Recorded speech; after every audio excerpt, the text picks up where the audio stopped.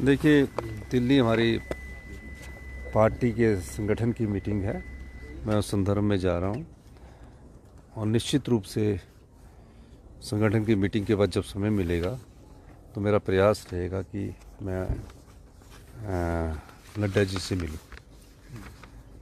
और मेरा ये मानना है 1 फरवरी 2026 का दिन, जिस दिन माननीय वित्त मंत्री जी ने 16वें वित्त आयोग की रिपोर्ट टेबल की, वो हिमाचल के इतिहास का काला दिन है। हमने उस दिन भी कहा था, और मुझे यहाँ जब पिछले दिनों यहाँ केंद्रीय मंत्री आए थे, वो कह रहे थे ये टेम्परेरी रिलीफ है। केंद्रीय मंत्री जी को ऐसा नहीं कहना चाहिए था। कानून की धारा का आर्टिकल 275(1) के तहत ये एक अधिकार है। राजस्व, घाटा, आय और एक्सपेंडिचर के बीच की खाई को भरपूर भरने का एक अधिकार है। लेकिन उन्होंने कहा है हिमाचल एक छोटा पहाड़ी राज्य है, हमने उसकी प्रेजेंटेशन दी। हमारे बजट पर तकरीबन 15% का फ़र्क उसमें पड़ेगा।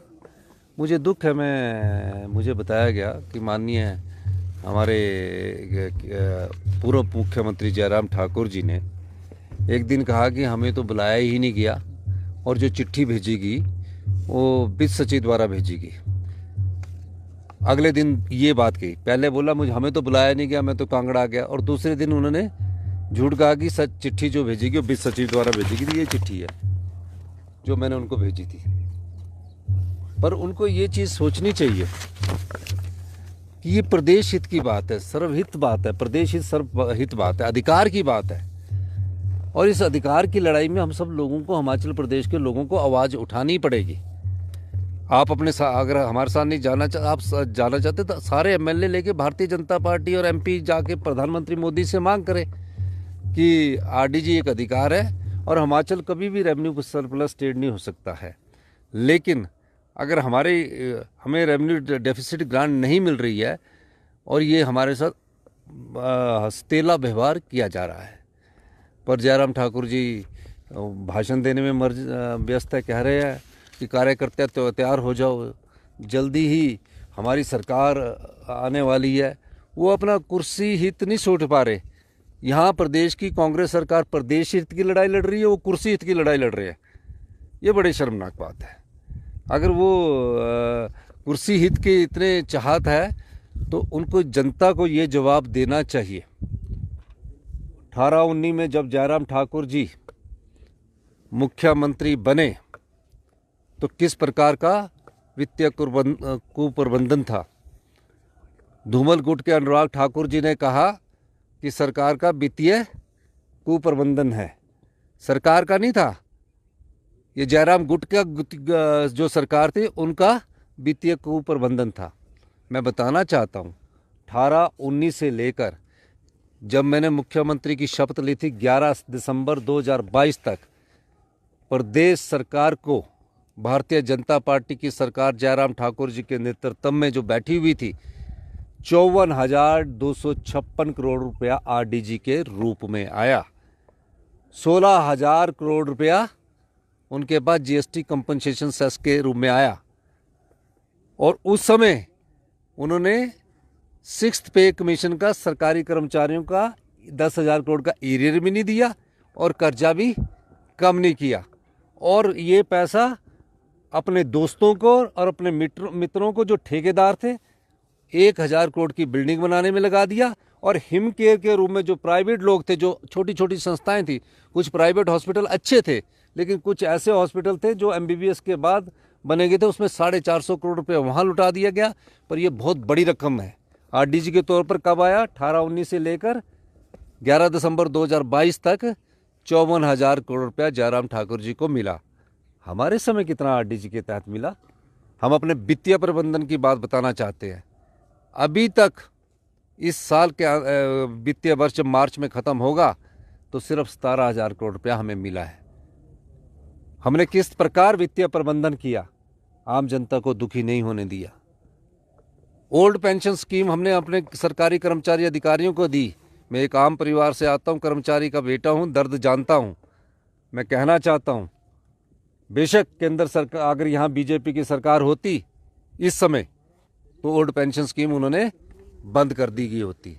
लेकिन मैं आपको कह सकता हूँ, वित्त सचिव के बाद भी हम ओल्ड पेंशन स्कीम को बंद नहीं करेंगे और अपने संसाधनों को और मजबूत करेंगे। आरडीजी 17,000 करोड़ 3 साल में मिली है, फिर भी हम आगे बढ़ रहे हैं। हमारा वित्तीय प्रबंधन ही है। वित्तीय कुप्रबंध अनुराग ठाकुर जी को पूछना चाहिए कि जिनके समय 54,000 करोड़ रुपया आरडीजी के रूप में मिला, 16,000 करोड़ रुपया जीएसटी कंपनसेशन के रूप में मिला, और एडिशनल बोरिंग का भी मैं डाटा भी बताऊंगा। इस बात का जवाब नहीं देते।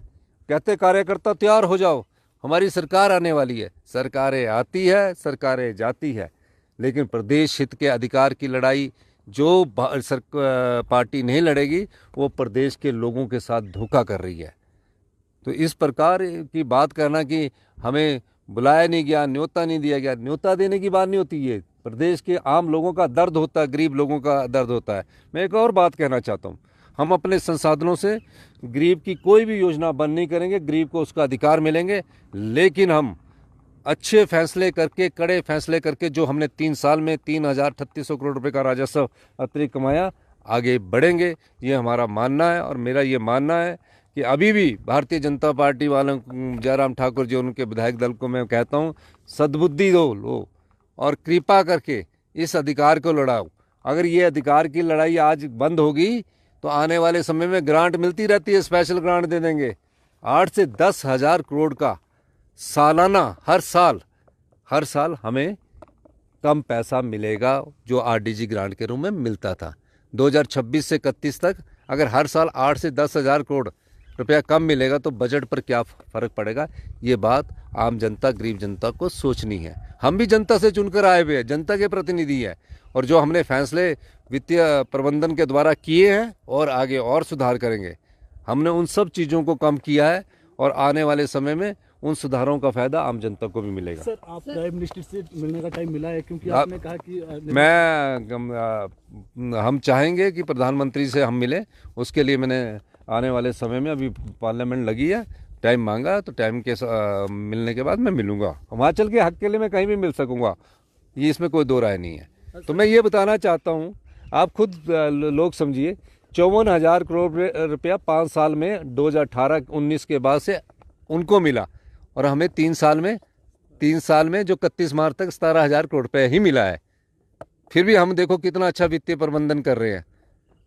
और जो पेंशन पे की बात है, मैं ये भी आश्वासन देना चाहता हूँ कि मैं आपके लिए हित में जो भी फैसले करूँगा, किसी की पेंशन पे भी बंद नहीं होने देंगे जो ये लगता है। ये ठीक है कि वित्त विभाग कई बार अपनी स्थिति बताता है, मैंने अपने संसाधन पैदा करने और उनको उनके द्वारा आगे बढ़ना है।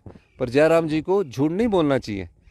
हमने उनको प्लानिंग के मीटिंग में बुलाया, हमने उनको चिट्ठी लिखकर कहा कि आप आइए, कहा कि मुझे तो वित्त सचिव की चिट्ठी दी है। उन्होंने कहा ना, मैंने नहीं कहा। वित्त सचिव ने कोई चिट्ठी नहीं दी। मैं जानता हूँ कि वो पूर्व मुख्यमंत्री रहे हैं, विधायक दल के नेता है, मुझे ही उनको चिट्ठी लिखनी है। और मैंने प्लानिंग की मीटिंग में बीजेपी के विधायकों को से भी प्रार्थना की थी कि आप आइए, देखिए।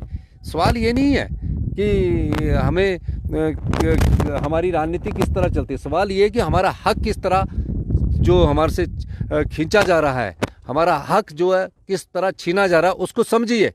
ये तो अधिकार की लड़ाई है, सरकार की लड़ाई नहीं है। ये हिमाचल प्रदेश की आम परिवार, गरीब परिवार, किसान परिवार, जनता की लड़ाई है। इसको हम कहना चाहता हूँ। बहुत बहुत दोबारा से आरडीजी पर बुलाया जाएगा। बीजेपी विधायक वाले आना ही नहीं चाहते, अब कौन बुलाएंगे? बीजेपी विधायकों के अलावा हम आम आदमी पार्टी है, सीपीएम है, उन लोगों को भी बुलाएंगे, उनको भी बताएंगे। और एक अधिकार की लड़ाई है, इसमें कोई ऐसी बात नहीं। मैं तो हमेशा, मेरा जीवन तो संघर्ष से बड़ा रहा है और हमने हर रास्ते पर उस संघर्ष को देखा है। आम परिवार से निकलकर धीरे धीरे हम हर सीढ़ी पर चढ़े हैं। तो मैं आम परिवार का दर्द भी जानता हूँ, गरीब का दर्द भी जानता हूँ, किसान का दर्द भी जानता हूँ, कर्मचारी का दर्द भी जानता हूँ।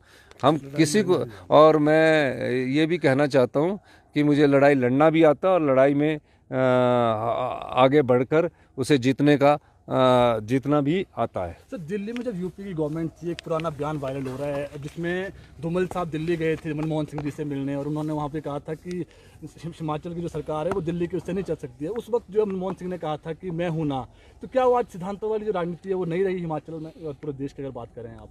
देखो ये सब चीज़ें तो उनको सोचनी चाहिए जो सत्ता की कुर्सी में होते हैं। आज हम सत्ता की कुर्सी में, तो मुझे अपने बात रखने के साथ प्रदेश के लोगों को उस अधिकार की बात भी याद करवानी पड़ेगी। और दूसरी बात मैं कहना चाहता हूँ कि सरप्लस थी ट्रेजरी, जयराम ठाकुर जी के समय सरप्लस थी, और उस समय के वित्त सचिव ने कहा कि इन सरकारी कर्मचारी अधिकारियों का एरियर दे दीजिए, नहीं दिया गया। लेकिन उन्होंने क्या किया, चुनावों से 6 महीने पहले 5,000 करोड़ के रुपए की रेवड़ियाँ बांट दी, सभी ठेकेदार खुश किए और अपने मित्रों को खुश किया। और आज इस बात का जवाब दे जयराम ठाकुर जी कि 54,000 करोड़ रुपया के रूप में आपको 5 साल में आरडीजी के तौर पर मिले, क्या यह वित्तीय कुप्रबंधन नहीं है? और हमें सिर्फ 17,000 करोड़ रुपये मिले। ये वित्तीय प्रबंधन, वित्तीय अनुशासन की दिशा में और आत्मनिर्भर हिमाचल की दिशा में बढ़ते हुए कदम है।